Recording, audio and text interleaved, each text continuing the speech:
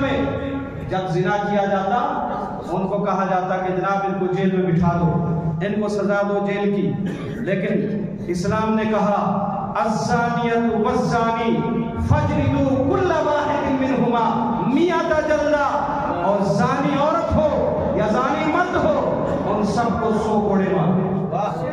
کیا کرو؟ 100 کوڑے مارو۔ جب اسلامی نظام دیکھا انہوں نے کہا یار دین اسلام ہی سچا دین ہے، یار نظام مصطفیٰ ہی سچا نظام ہے، یار قانون مصطفیٰ ہی سارے قانون سے افضل و اعلیٰ ہے۔ اگر دنیا کے اندر انصاف قائم کرنا چاہتے ہو، اگر دنیا کے اندر عدل و انصاف چاہتے ہو، اگر دنیا کے اندر فساد نہیں چاہتے ہو، اگر دنیا کے اندر امن چاہتے ہو تو قانون مصطفیٰ کو فالو کر لو، قانون مصطفیٰ کو لاگو کر لو، خدا کی قسم ساری برائیاں ختم ہو جائیں۔ سبحان اللہ سبحان اللہ۔ ان الدین عند اللہ الاسلام، بے شک اللہ کے نزدیک جو دین ہے قابل قبول وہ دین اسلام ہے۔ سبحان اللہ سبحان اللہ۔ اور قرآن کہتا ہے وَمَا اخْتَلَفَ الَّذِينَ أُوتُوا الْكِتَابَ إِلَّا مِن بَعْدِ مَا جَاءَهُمُ الْعِلْمُ بَغْيًا بَيْنَهُمْ۔ فرمایا یہ جو اختلاف کیا ہے یہود و نصارہ نے، یہ جو اختلاف کیا ہے حضور نبی کریم علیہ السلام کی شریعت کے بارے میں، یہ کیا ہے اہل کتاب نے، کیونکہ ان کی کتابوں میں لکھا ہے جو نبی آخر الزمان آئیں گے ان کی نشانیاں ایسی ایسی ہوں گی۔ وہ ساری نشانیاں ہمارے نبی کے اندر موجود ہیں جو ہم نے آسمانی کتابوں میں نازل فرمائی تھی، لیکن یہ مانتے کیوں نہیں ہیں؟ فرمایا اس کی اصل وجہ صرف اور صرف یہ ہے کہ ان کے دلوں کے اندر حسد ہے۔ بولو کیا ہے؟ حسد اور بغض ہے۔ اور قرآن نے کہا بغیاً بینہم، ان کے درمیان جو بغض ہے، کیوں؟ اس لیے کہ نبوت حضرت موسیٰ علیہ السلام کی یہ عیسیٰ علیہ السلام کی اسرائیل میں تھی، بنی اسرائیل میں تھی، لیکن جب آخری نبوت کا مہتاب نبی آخر الزمان علیہ التحیۃ والثناء بنی اسماعیل میں تشریف لائے تو ان کے دل میں بغض ہونے لگا، حسد ہونے لگا، ہائے ہماری سرداری ختم ہو گئی، ہائے ہم سے نبوت چھن گئی۔ حالانکہ ان بیتلوں کو یہ پتہ نہیں تھا اگر تم اسی نبی کے قدم پر چلو گے، اگر اسی نبی کی اتباع کرو گے، اسی نبی کے اوصاف حمیدہ جمیلہ کو لوگوں کے سامنے بیان کرو گے تو تمہاری عزت جو پہلے تھی اس سے زیادہ بڑھ جائے گی۔ لیکن حسد تھا نا، کیا تھا؟ حسد بہت بری بیماری ہے۔ آقا کریم علیہ السلام نے ارشاد فرمایا پچھلی امتوں کی بیماریوں میں سے 2 بیماریاں میری امت میں بھی، 2 بیماریاں میری امت میں بھی ہوں گی، ایک حسد اور بغض اور دوسرا بغض، لہذا حسد اور بغض چھوڑ دو۔ حسد کس کو کہتے ہیں؟ کسی کی دینی اور دنیاوی نعمت کا زوال، اس کو حسد بولتے ہیں۔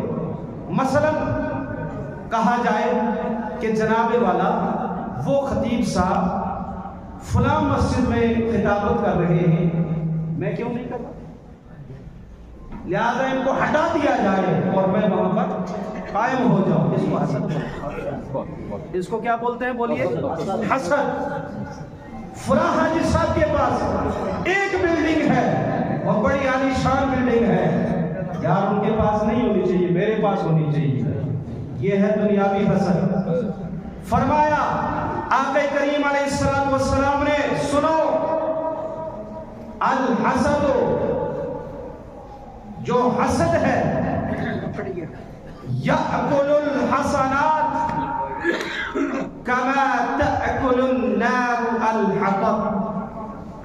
لوگوں بغض اور حسد تمہاری نیکیوں کو ایسے کھا جاتا ہے جیسے کہ سوکھی لکڑی کو آگ کھا جاتی ہے، لہذا حسد سے بچو۔ آقا کریم علیہ السلام نے ارشاد فرمایا کہ حسد ایمان کو ایسے تباہ کر دیتا ہے۔ الحسد یفسد الایمان कमा तुफसिदुल अस्लु कमा तुफसिदुस सिब्र अल असल। सुभान अल्लाह बोल दो। सुभान अल्लाह। फरमाया हसद ईमान को इस तरीके से बर्बाद कर देता है जैसे कि शहद के अंदर एलवा डाल दिया जाए। अब आप कहेंगे एलवा क्या चीज है? एलवा वो कड़वा दरख्त है जिसके जूस का एक कतरा अगर शहद में पड़ जाए तो शहद भी मुंह से ना लगाया जाए, वो भी कड़वा हो जाए। फरमाया हसद जिस मोमिन के अंदर होगा तो उसका ईमान ऐसे ही तबाह हो बर्बाद हो जाएगा। लिहाजा हसद से बचो। आक़ा करीम अलैहिस्सलाम ने एक मकाम पर इरशाद फरमाया ला यज्तमिउ फी जौफि मुमिन अल हसद वल ईमान। मोमिन के दिल में दो चीजें कभी जमा नहीं हो सकती, एक हसद और दूसरा ईमान। ये दो चीजें एक मोमिन के दिल में बोलो नहीं हो सकती।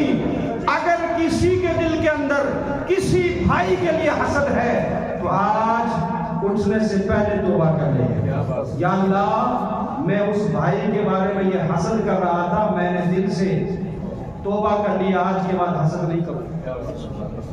खुदा की इज्जत की कसम, एक तो तुम्हारी जो हसद की आग जो तुम्हारे दिल के अंदर जल रही है ना, वो खत्म हो जाएगी, इस परेशानी से आप निजात पा जाएंगे, और दूसरा आप गुनहगार भी नहीं होंगे।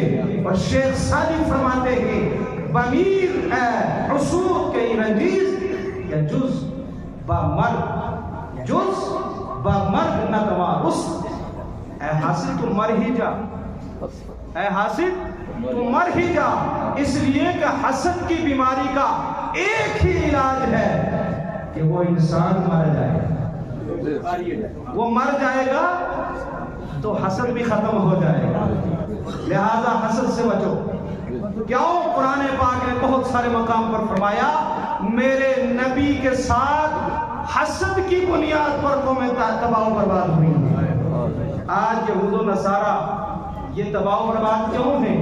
आज कुफार मुशरिकीन ये पस्ती के दलदल में क्यों जा रही है? ये कौमें इसलिए जा रही हैं इसलिए कि इन्होंने हमारे आका सल्लल्लाहु अलैहि वसल्लम के साथ हसद किया हुआ है, बग़्ज़ किया हुआ है। दुनियावी दौलत का ये ना समझो कि वो कामयाब है। दुनियावी दौलत का मिल जाना ये कामयाबी की दलील नहीं है। कामयाबी की दलील है कि ईमान मिल जाए और ईमान पर साबित कदमी नसीब हो जाए। इसको कहते हैं ईमान।